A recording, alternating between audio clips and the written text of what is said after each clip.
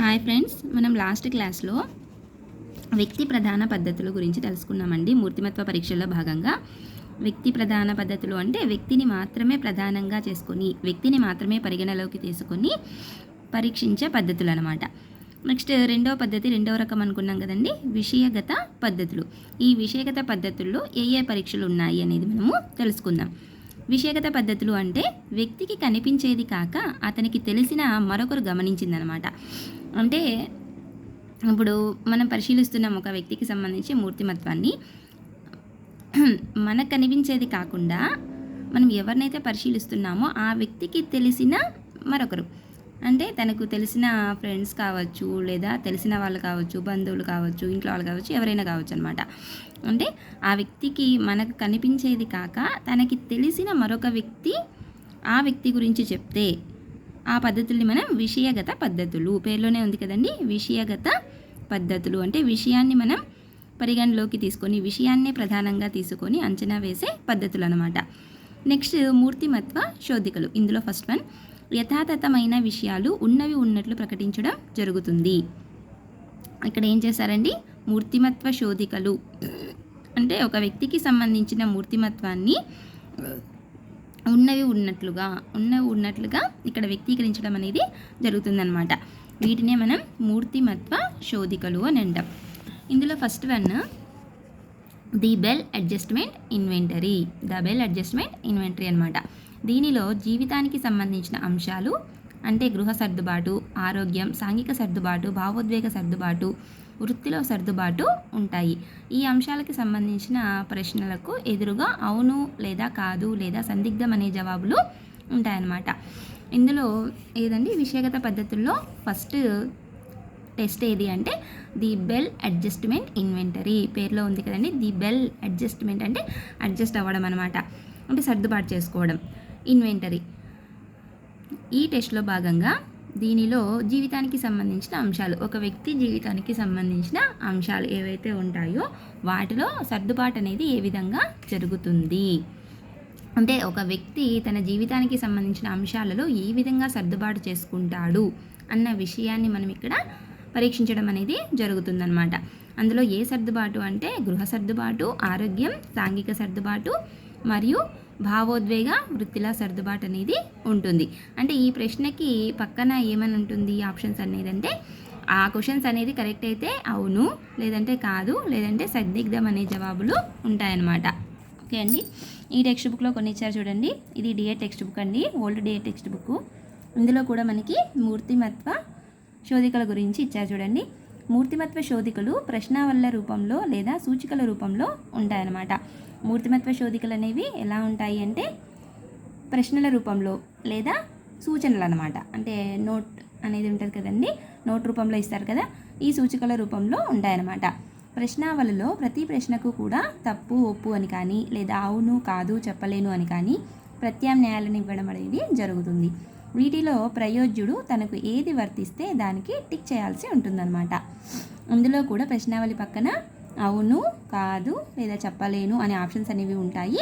వీటిలో దానికి ఏదైతే ఆ వ్యక్తికి ఏదైతే అవి తెలిసిందైతే అవును, తెలియదైతే కాదు, లేదు దాని గురించి ఐడియానే లేదు అంటే చెప్పలేము అన్నట్టు ఆప్షన్స్ అనేవి ఉంటాయి. వాటికి ఎదురుగా టిక్ చేయాల్సి ఉంటుందన్నమాట. ఈ పరీక్ష దీపికల ఆధారంగా మూర్తిమత్వ శోధికలను ప్రయోజ్యునిపై నిర్వహించడం, గణన చేయడం, సమాధానాలను వ్యాఖ్యానించడం అనేది జరుగుతుంది. ఏ పరీక్షలు, ఈ మూర్తిమత్వ శోధికల ఆధారంగా ప్రయోజ్యుని మీద, అంటే మనం ఏ వ్యక్తి యొక్క మూర్తిమత్వాన్ని అంచనా వేయాలనుకుంటున్నామో ఆ వ్యక్తిపై నిర్వహించడం అనేది, తర్వాత గణన చేయడం, తర్వాత సమాధానాలను వ్యాఖ్యానించడం అనేది జరుగుతుంది. ఈ మూర్తిమత్వ శోధికల్లో ముఖ్యమైనవి మనం ఏమని చెప్పుకున్నాం, the Minnesota multiphasic personality inventory, the Bell adjustment inventory, self confidence inventory అనేది 3 పరీక్షలు అనమాట. మూర్తిమత్వ శోధికలు అని వేటిని అంటారు అంటే the Minnesota multiphasic personality inventory, the Bell adjustment inventory, తర్వాత సెల్ఫ్ కాన్ఫిడెన్స్ ఇన్వెంటరీ. ఓకేనా, ఇందులో మనం ఇంతకుముందు బిఏ టెక్స్ట్ బుక్లో ఉన్న ది బెల్ అడ్జస్ట్మెంట్ ఇన్వెంటరీ గురించి చెప్పుకున్నామండి. అదే డిఏ టెక్స్ట్ బుక్లో ఎలా ఉంది అని తీసుకుంటే మనం ఈ శోధికలోని అంశాలు గృహ, సాంఘిక, ఉద్వేగ, ఆరోగ్య సర్దుబాటుకి సంబంధించినవి. సేమ్ బీఎడ్ టెక్స్ట్ బుక్లో కూడా అలాగే ఉంది కదండి. గృహ, సాంఘిక, ఉద్వేగ, ఆరోగ్య సర్దుబాటుకి సంబంధించినవి. ప్రతి ప్రశ్నకి కూడా 2 ప్రత్యామ్నాయాలు అనేవి ఉంటాయి. అవి 1 అవును, 2 కాదు అనమాట. అంటే ఆ ప్రశ్నకి ఎదురుగా అవును, కాదు అనే ఆప్షన్స్ ఉంటాయి.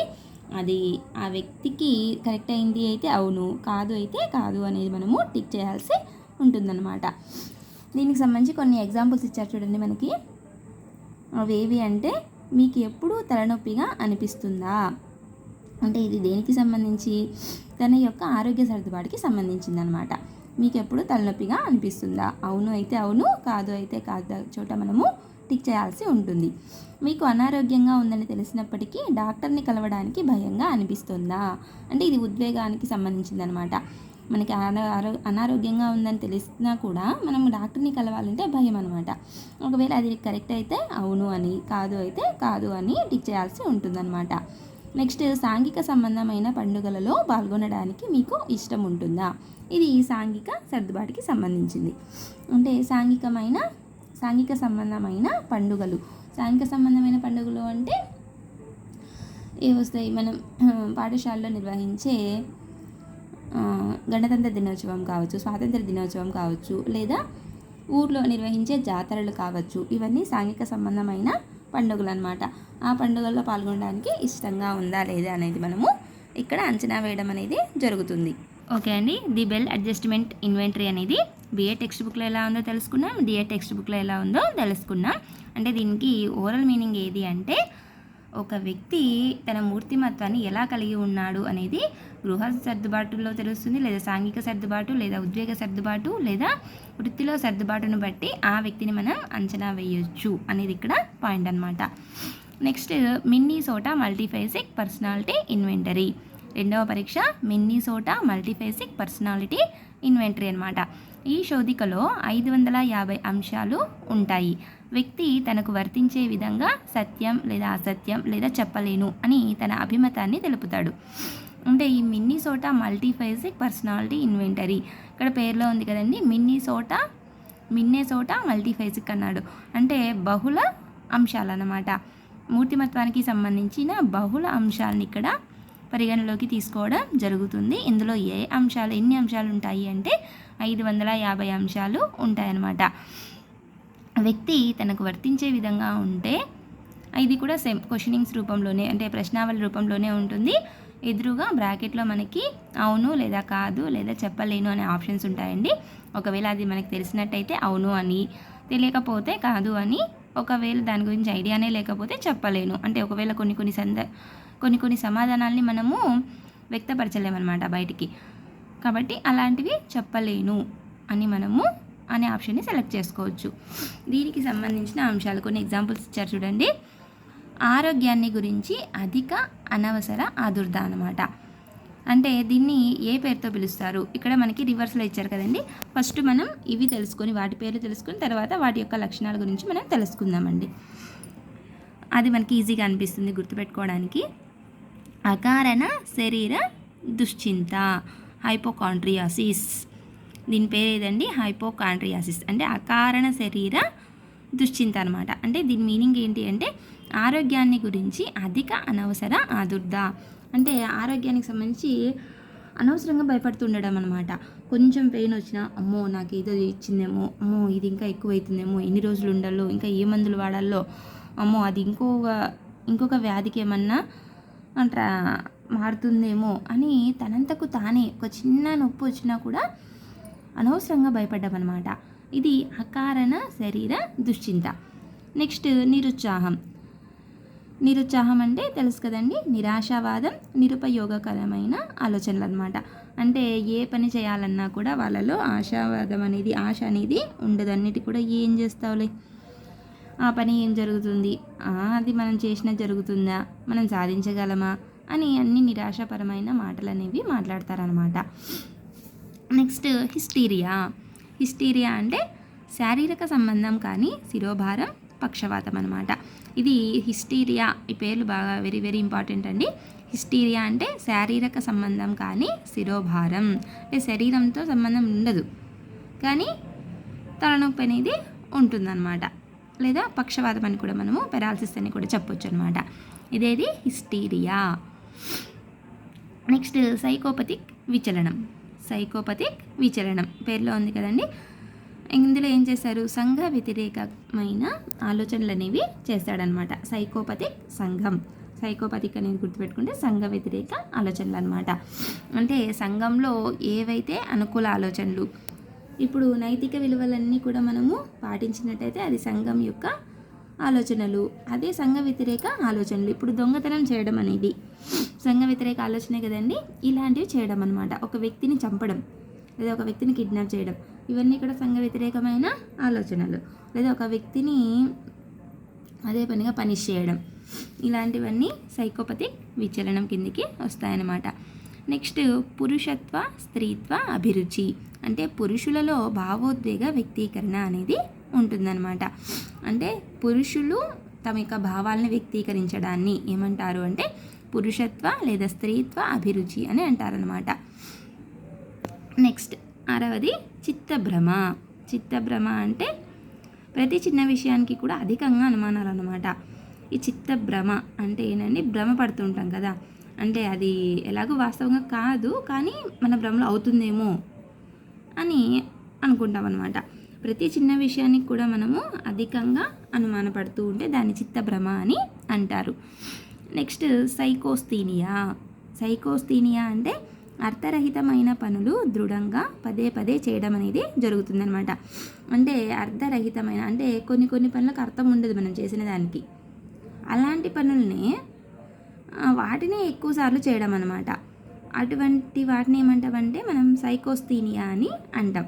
సైకోస్థీనియా అంటే సైకో అని గుర్తుపెట్టుకోండి. సైకో వాళ్ళు ఎలా చేస్తారంటే సైకో అంటే కొంతమంది డిఫరెంట్గా బిహేవ్ చేస్తూ సాడిస్ట్గా బిహేవ్ చేస్తూ ఉంటే వాళ్ళు చేసే పనులకి అర్థమే ఉండదు. చూడండి అంటాం కదా, ఏరా సైకోలో బిహేవ్ చేస్తున్నారు అని అంటుంటాం కదా, అలా గుర్తుపెట్టుకోండి. అంటే వీళ్ళు కూడా అర్థరహితమైన పనులని వాటినే పదే పదే చేయడం అన్నమాట. నెక్స్ట్ స్కీజోఫ్రీనియా. ఇక్కడ స్కీజో అనేది గ్రీకు పదం అండి. స్కీజోఫ్రీనియా అంటే ఇక్కడ ఆధారం లేని ఊహలు ఆలోచనలు అనేవి ఉంటాయన్నమాట. అంటే వాటికి ఎలాంటి ప్రూఫ్స్ అనేవి ఉండవు, అలాంటి ఊహలు ఉంటాయి, అలాంటి ఆలోచనలు కూడా ఉంటాయన్నమాట. నెక్స్ట్ అల్పోన్మాదం. అల్పోన్మాదం అంటే ఉన్మాదం, అంటే ఇది కూడా ఒక రకమైన వ్యతిరేకమైన ఆలోచనలు అనమాట. వాళ్ళ యొక్క ఉద్వేగాలు అనేవి అలా ఉంటాయి. నెక్స్ట్ సాంఘిక అంతర్వర్తనం అంటే ఇతర వ్యక్తులకు దూరంగా ఉండడం అనమాట. సాంఘిక అంతర్వర్తనం అంటే పేరులో ఉంది కదండి. సాంఘికం అంటే ఇతరులు కూడా కలిసడం కదా, సాంఘికపరమైంది అంటే అలా గుర్తుపెట్టుకోండి. ఇతర వ్యక్తులకు దూరంగా ఉండడం అనమాట. ఓకే అండి, ఇవన్నీ ఇవి మిన్నీసోటా మల్టీఫేసిక్ పర్సనాలిటీ ఇన్వెంటరీ. ఇందులో ఎన్ని అంశాలు ఉన్నాయని చెప్పుకున్నాం మనం, 550 అంశాలు అనేవి ఉంటాయి. ఇందులో కూడా సేమ్ ప్రశ్నావళికి ఎదురుగా అవును లేదా కాదు లేదా చెప్పలేము అని ఆప్షన్స్ అనేవి ఉంటాయండి. వీటికి పేరు బాగా గుర్తుపెట్టుకోండి. ఒకసారి బ్రీఫ్గా ఎక్స్ప్లెయిన్ చేసేద్దాం. ఫస్ట్గా అకారణ శరీర దుశ్చింత అంటే అకారణంగా అంటే ఆరోగ్యాన్ని మించిన అనవసరమైన భయం అనమాట. నిరుత్సాహం అంటే నిరాశం. హిస్టీరియా అంటే శారీరక సంబంధం కానీ శిరోభారం లేదా పక్షవాతం అని కూడా మనం చెప్పొచ్చు. నెక్స్ట్ సైకోపతిక్ విచలనం అంటే సంఘ వ్యతిరేకమైన ఆలోచనలు. నెక్స్ట్ పురుషత్వ స్త్రీత్వ అభిరుచి అంటే పురుషులలో భావోద్వేగ వ్యక్తీకరణ అనేది ఎలా ఉంది. నెక్స్ట్ చిత్తభ్రమ అంటే ప్రతి చిన్న విషయానికి కూడా అధికంగా అనుమానం అనేది పెట్టుకోవడం. నెక్స్ట్ సైకోస్థీనియా అంటే సైకోలా బిహేవ్ చేయడం అన్నాం కదా, అంటే అర్థరహితమైన పనులు దృఢంగా పదే పదే చేయడం అనమాట. నెక్స్ట్ స్కీజోఫ్రీనియా అంటే ఆధారం లేని ఊహలు ఆలోచనలు, వాటికి ఎలాంటి ప్రూఫ్స్ అనేవి ఉండవన్నమాట, అలాంటి ఊహలు ఆలోచనలు అనేవి చేస్తాడు.